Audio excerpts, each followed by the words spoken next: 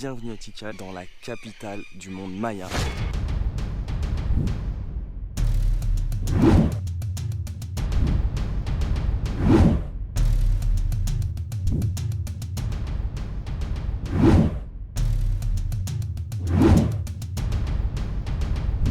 Magique.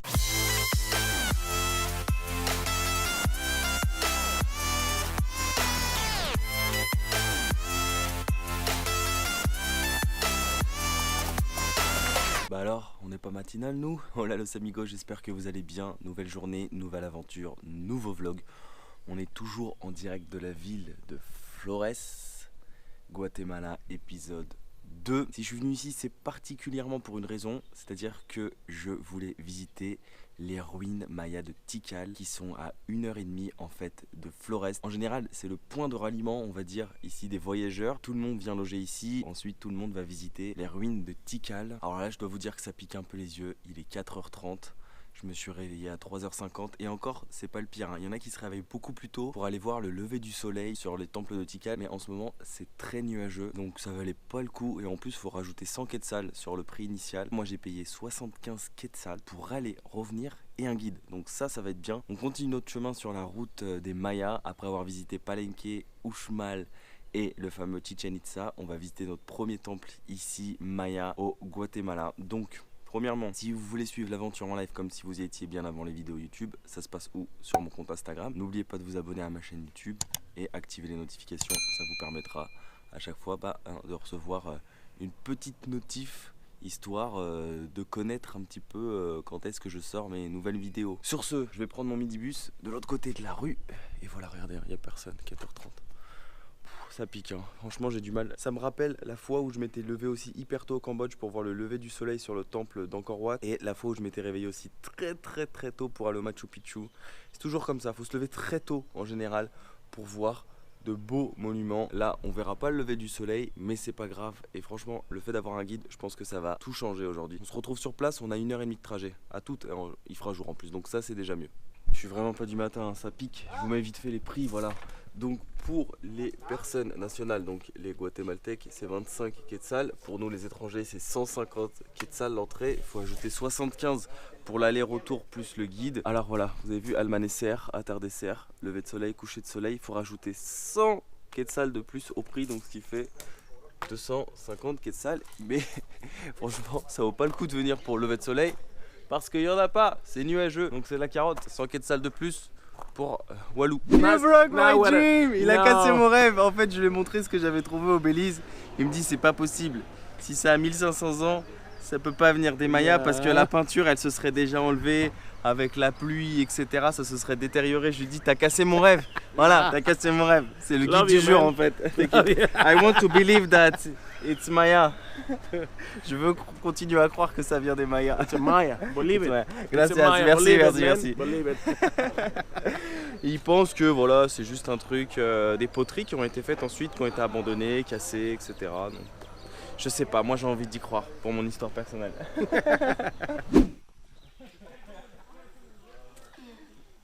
En général, j'aime pas suivre des groupes, mais faut avouer que quand t'as un guide, ça fait quand même toute la différence. Alors, bienvenue à Tikal. Ici, on est dans la capitale du monde maya. C'est la plus grande cité maya de la zone entre Mexique, Belize, Guatemala. Bien plus grand que Palenque qu'on a fait ensemble, Uxmal, Chichen Itza, l'une des 7 merveilles du monde. Et on ne connaît qu'une infime partie du site. Ce qu'on connaît, c'est très petit. Tout le reste, en fait, c'est enfui par la jungle. Voilà. Tout ça c'est la jungle, on est juste à l'entrée là, Ça fait déjà un quart d'heure qu'on marche, on n'est même pas encore arrivé sur le site. C'est très nature, On a déjà vu plein d'oiseaux, on a vu des sortes de ragondins, on a croisé des singes araignées. Le seul problème c'est que forcément quand il y a du monde qui s'approche, ils sont un peu effrayés donc ils s'en vont. Mais moi je les voyais bien, je suis pas sûr qu'à la caméra on les voit bien parce que j'ai pas de zoom. On entend des singes hurleurs aussi, c'est très nature, Tu sens que t'es dans la jungle. Il manquerait plus qu'on croise un jaguar et là je serais refait, tu vois. Par contre l'avantage quand même de cette levée tôt, c'est qu'il va y avoir forcément moins de monde sur le site, mais aussi qu'il fait beaucoup moins chaud. Parce que là, à cette heure-ci, là, il doit être, je sais pas, 7h, 7h30, quelque chose comme ça. Il fait bon à partir de 10h, franchement jusqu'à 16h. Il fait une chaleur torride, j'ai regardé. Aux heures les plus chaudes, il fait à peu près 35 degrés. Donc autant vous dire que visiter un site sous 35 degrés, ça fait un peu mal.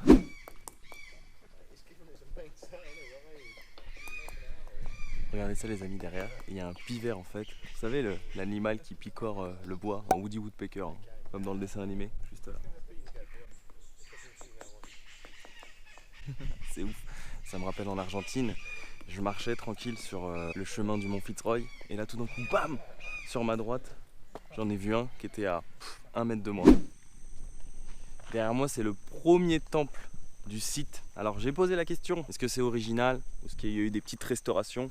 Le guide m'a dit 50-50, voilà, comme ça au moins il n'y a pas de déception cette fois, parce que moi quand je suis arrivé la première fois à Palenque, je pensais que tout était original, mais c'est pas possible. Il faut imaginer que tout ça, ça a été enfoui dans la jungle pendant 1500 ans, ça a subi la pluie, la détérioration. À la base, pour la plupart, c'était même des temples colorés, mais voilà, ce qui reste, c'est déjà quand même exceptionnel.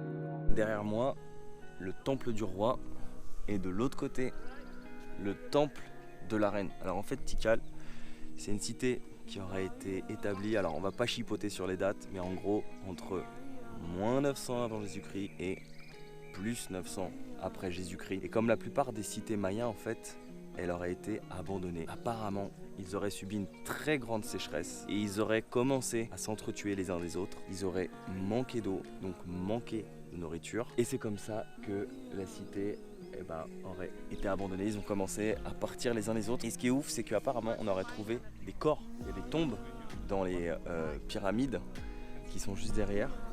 Donc on aurait trouvé le corps du roi, on aurait trouvé le corps de la reine, qui est toujours ici, le corps de la reine. Et en fait, le roi ici de Tikal aurait régné, donc j'ai les dates, entre 675 et 725 après Jésus-Christ. Et ce qui est ouf, c'est que c'est comme à Chichen Itza ou comme dans les autres cités mayas, quand on tape dans ses mains, vous savez, il y a un bruit qui résonne. J'ai demandé au guide, mais pourquoi c'est fait exprès? Lui m'a expliqué que ça aurait été créé pour contrôler la population. Genre tu tapes dans tes mains, ça fait du bruit, tout le monde entend et tu arrives à capter l'attention de tout le monde. Après c'est ouf parce que sur les explications, j'ai l'impression qu'on ne connaît pas vraiment grand chose en fait des Mayas. Parce que moi j'ai entendu dire que le Chichen Itza, ça avait été découvert par les conquistadors en 1530 et les brouettes. Mais lui m'a dit que non, c'est pas les conquistadors qui auraient trouvé Chichen Itza, ce sont les personnes qui vivaient au Mexique, comme ici à Tikal. Voilà, ce sont les Mayas qui vivaient ici, qui auraient trouvé la cité vers 1800, quelque chose comme ça. En tout cas, c'est juste beau, franchement. Et c'est relax, c'est peaceful. En plus, ce qui est ouf, c'est que il y a plein d'oiseaux qui passent depuis tout à l'heure. J'ai vu des perroquets, des toucans, incroyable. Et ce qui est bien ici, par rapport à Chichen Itza, c'est qu'on peut monter sur certaines pyramides. Donc à mon avis, tu as des spots pour prendre des photos de ouf à retrouver sur mon compte Instagram, Belenco.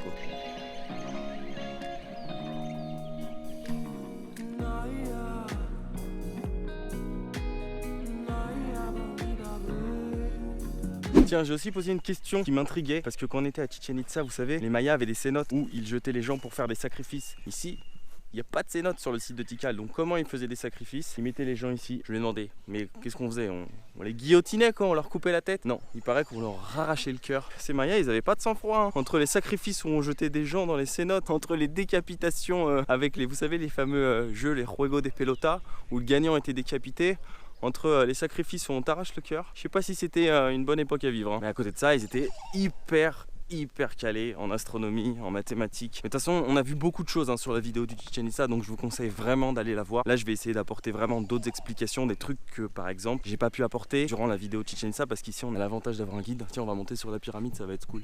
Et puis oui, faut pas oublier aussi un truc, c'est que en fait, il y avait beaucoup d'ethnies mayas. Ici, c'était pas la même qu'au Chichen Itza, c'est pas la même qu'à Palenque. Il y avait beaucoup de civilisations mayas. D'ailleurs, on compte dans le Yucatan 27 dialectes différents, vous imaginez, qui n'ont rien à voir avec les dialectes de Tikal. Et ici, c'est pareil, il y avait beaucoup de dialectes différents.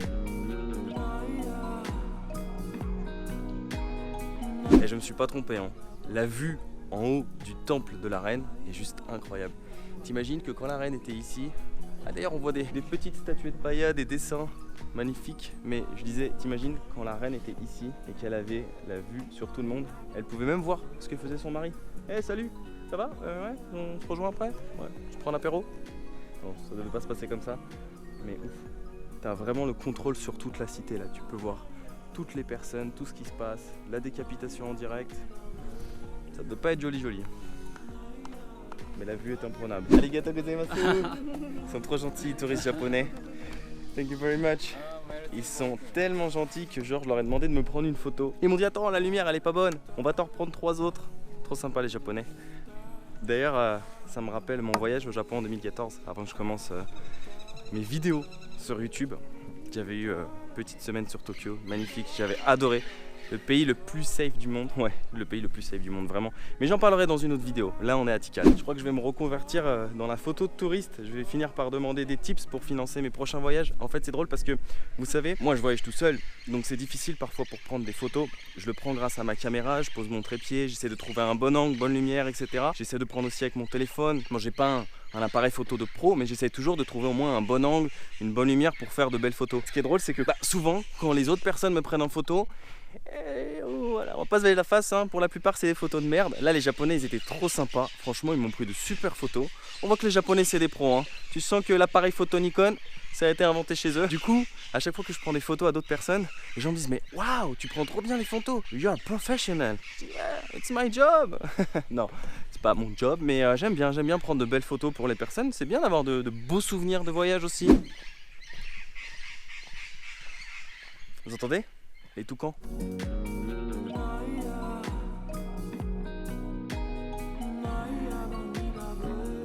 C'est quand même un pur kiff hein, de pouvoir monter sur les monuments et d'apprécier la vue du site. Franchement j'adore. Voilà. On était là il y a 2 secondes, le temple de la reine, en face de moi le temple du roi. On pouvait le faire aussi hein, à Palenque ou Xmal, il n'y a qu'à Chichen Itza. On pouvait pas monter sur la pyramide du Kukulkan, on pouvait le faire autrefois. Mais c'est terminé. À chaque fois que je visite comme ça des sites archéologiques, que ce soit Machu Picchu, que ce soit les temples d'Angkor Wat, ou bien ici à Tikal, j'ai vraiment l'impression d'être dans Tomb Raider. Vraiment, hein. C'est un décor de jeu vidéo. Vous savez ce qui est bien quand vous quittez le groupe et que vous êtes un petit peu tout seul, c'est que vous faites moins de bruit. Il y a un singe devant moi, juste là dans l'arbre. Je le vois, il se balance. Je sais pas si on le verra bien à la caméra, mais magique.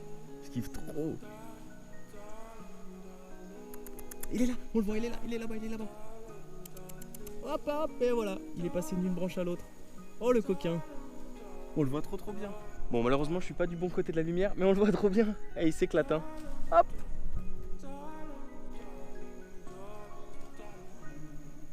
Il est là, le coquin. Il se balade de branche en branche. Il y en a 2, il y en a un autre ici. Magique. Il n'y en a pas un, il y en a 2. Voilà, ils sont en train de se balader de branche en branche. Magique. Et on entend les singes hurleurs. Écoutez. Chut.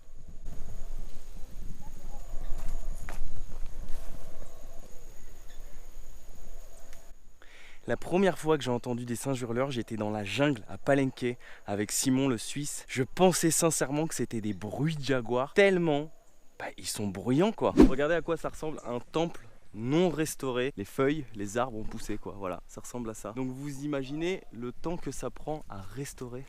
Comme je vous ai dit, c'est une infime partie de tout ce que la jungle a pu recouvrir, voilà, tout petit en fait, hein, Tikal par rapport à l'immensité que ça pouvait représenter autrefois. Il y avait plus de 6000 bâtiments, c'est ce que le guide nous a dit. Je les ai pas comptés, hein, rassurez-vous. Esto es la gran pirámide del mundo perdido y es el observatorio astronómico más grande de Tikal. La grande pyramide du monde perdu, mais surtout le plus grand observatoire où les Mayas en fait observaient les étoiles.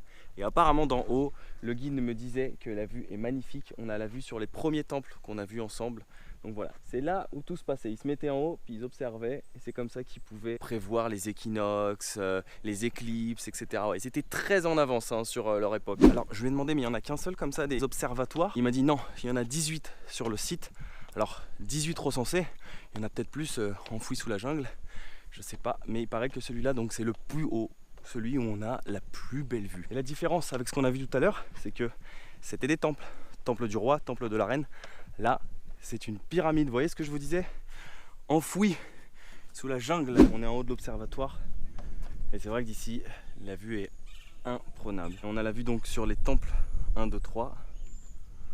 Et vous imaginez que tout ça là, voilà, tout ça c'est la jungle, comme je vous ai dit. On connaît qu'un infime pourcentage. J'ai fait un petit calcul pour rigoler. Si en gros il y avait 6000 bâtiments, j'ai divisé par 9%, ça fait qu'on connaît que 545 bâtiments en gros recensés sur 6000 possibles. Donc c'est quand même assez impressionnant. Et là donc on voit encore d'autres temples, je vois même des personnes de là-bas. Et tout ça c'est la jungle.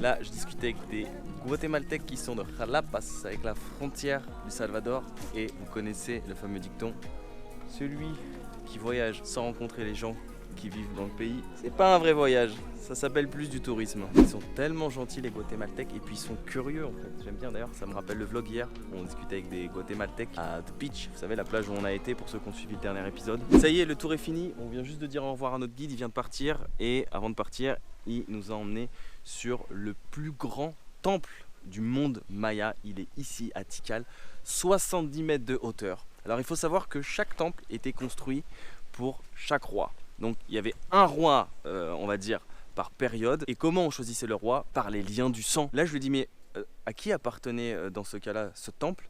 Il m'a dit que ça appartenait au fils du roi dont on a vu le premier temple ensemble. Je lui ai dit mais comment tu sais ça? Il m'a dit c'est simple, on a retrouvé les corps. Et forcément, avec des analyses scientifiques, on a pu s'apercevoir que c'était le fils du roi. Donc à chaque fois qu'il y avait un nouveau roi, il y avait un nouveau temple qui était construit. Bon, maintenant, ce qui serait cool, ce serait de monter et d'apercevoir la vue. On se retrouve en haut. Je suis avec ma nouvelle famille guatémaltèque, le chef de famille, el jefe de la familia, el padre. ¿Cómo te llamas? Me llamo Efraín. Efraín, mucho gusto, yo soy Benjamín. Benjamín. Sí, Muy bien. Benjamín de Francia. Muy bien, de Francia. Ils sont tellement gentils. Ça y est, on est en haut. Il a pas blagué le nouveau roi. Il s'est fait construire une pyramide plus haute que celle de son père. Et d'ici, la vue est vraiment ouf. Alors, en partie sur la jungle, mais surtout sur les 3 premiers temples, dont celui de sa mère, puisque c'était la reine, et celui de son père. Je pense qu'il voulait sûrement garder un petit œil aussi sur le temple de ses parents. C'est pour ça qu'il a choisi cette position.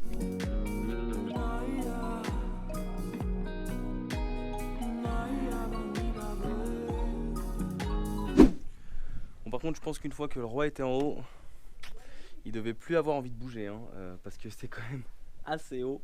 Et vous avez vu les escaliers, comment ils sont raides. Nous, on passe par la voie facile, mais j'avais vu ce type d'escalier lorsque j'étais allé à Palenque, lorsque j'étais allé à Uxmal. C'est assez raide, franchement, tu le fais une fois, 2 fois, 3 fois, et à mon avis, après quand t'es en haut, t'as envie d'être peinard. Voilà la vue d'en bas de où on était à l'instant. Vous voyez, il y a des arbres qui ont poussé sur les escaliers, donc c'est toujours en restauration. Et la vue d'en haut était quand même très agréable. C'est vraiment cool qu'on puisse monter. Il est temps pour moi de quitter ce lieu splendide de Tikal, la capitale du monde maya. Ouais, il est 11h30 et le guide nous a dit il faut à peu près 1 heure pour retourner à l'entrée.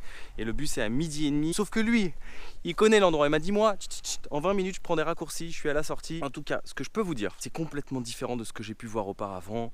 Que ce soit les cités de Palenque, de Uxmal, de Chichen Itza. Et ce qui est bien, c'est que avant de visiter Chichen Itza, j'avais récupéré plein d'infos, j'avais vu plein de vidéos, donc je connaissais un petit peu mieux l'histoire maya. Bien évidemment, toutes les histoires des différentes cités sont différentes, parce que en fonction des cités, les ethnies n'étaient pas les mêmes. Après, en ce qui concerne le tour, franchement, pour 25 quetzals de plus, ça valait le coup de prendre un guide. Parce que sinon, si j'avais pas pris de guide, ça m'aurait coûté juste 50 quetzals aller-retour. Voilà, là vous rachetez 25 quetzals, c'est rien du tout. Ça doit faire quoi? Peut-être 2,50 €, 3 € max. Et vous avez un guide. Après, il est resté que 2 heures avec nous. Il nous a vraiment expliqué les monuments sans monter. Mais bon, pour le prix, je trouve que c'était déjà pas mal. Et il était très sympa, il était très ouvert à l'écoute. Quand je lui posais des questions, il me répondait. Après, il y a beaucoup de contradictions dans l'histoire maya. C'est-à-dire que moi, j'ai vu des choses sur internet, j'ai vu des vidéos, j'ai lu des articles. Et parfois, par rapport à ce que j'entends avec les différentes histoires des guides, il y a des contradictions. On ne sait pas tout et on en apprend tous les jours. Je viens de discuter à l'instant avec un autre guide et il me disait que en fait, les archéologues, tous les jours, ils découvrent de nouvelles choses. Donc, il y a des nouvelles théories qui sont mises en place. Par exemple, un truc tout bête, j'avais vu dans une vidéo sur internet qu'on coupait la tête aux perdants du jeu de balle. J'ai vu une autre vidéo sur internet qui disait qu'on coupait la tête aux gagnants. J'ai posé la question au guide, je lui ai dit mais alors on coupe la tête aux gagnants, aux perdants? Il me dit bah ça dépend en fait des différentes populations mayas. Certains coupaient la tête aux gagnants, certains coupaient la tête aux perdants. Mais normalement ils coupaient la tête aux gagnants. Pourquoi? Parce qu'il m'a dit tout simplement, imagine que tu veux faire une offrande à ton Dieu. Qu'est-ce que tu vas donner? Bah forcément tu vas donner le gagnant. Tu veux le meilleur pour ton Dieu. Donc voilà, tu vas donner le gagnant. Donc voilà, il y a plein de trucs. Après, moi je suis pas une chaîne d'histoire, je suis une chaîne d'aventure, de voyage, de partage, de street food. Mais je serai pas le mieux calé, on va dire, pour vous expliquer. J'essaie vraiment de vous apporter des éléments de réponse. Et surtout, ça fait partie du voyage, découvrir des lieux comme ça. Là, c'est vrai que c'est un vlog différent des autres, mais c'était important pour moi de le faire. Et ça m'a fait plaisir, donc sans prétention. J'ai pas fait d'études d'histoire maya. Mais j'espère en tout cas que vous aurez apprécié ce vlog. J'ai essayé vraiment d'être le plus clair possible pour que vous puissiez comprendre en même temps que moi la visite. Si c'est le cas, n'hésitez pas à me le dire en commentaire, à lâcher un gros like, à partager la vidéo, à me rejoindre sur mes réseaux sociaux, Facebook, Instagram, Twitter, c'est Ben & Co. Et d'ailleurs, là, tout de suite, l'avantage en étant venu tôt, c'est que je peux repartir tôt. Et cet après-midi, je vais faire un truc et il n'y a que ceux qui sont abonnés à mon compte Instagram qui pourront voir, vous allez voir, c'est très sympa où je vais aller cet après-midi. Mais j'ai pas envie de mélanger cette vidéo avec ce que je vais faire cet après-midi, donc c'est pour ça que ça reste exclusif sur Instagram. Ben & Co, en tout cas les amis, prenez soin de vous, n'oubliez pas de voyager, n'oubliez pas d'être curieux, c'est important. Et n'oubliez pas que quand rien n'est prévu, tout peut arriver. Et n'oubliez pas de vous abonner à ma chaîne aussi. Ah, ciao ciao.